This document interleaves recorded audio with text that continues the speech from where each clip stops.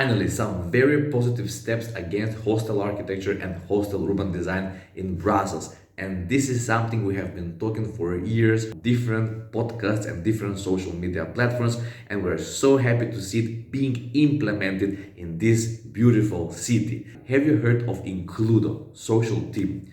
The public transport company of Brussels have finally made a team with the major intention and purpose of helping the vulnerable groups of people who are hanging at the metro stations and the subway in general.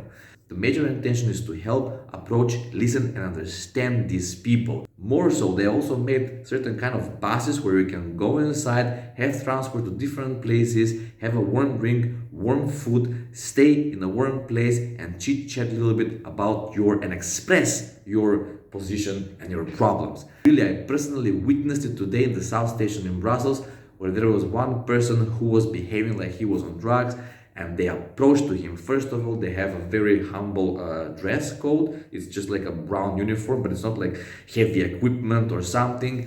They don't have these giant talkie-walkies and different kind of mechanisms on them to act and to look like scary. They just approach this person without touching, without directly speaking, just humbly asking some questions. And they were not like removing or relocating this person. So what I want to say is that finally, these kind of behaviors and teams can help us remove this shitty hostile urban architecture that has purpose to relocate and to torture and sabotage the presence of vulnerable peoples in the public spaces.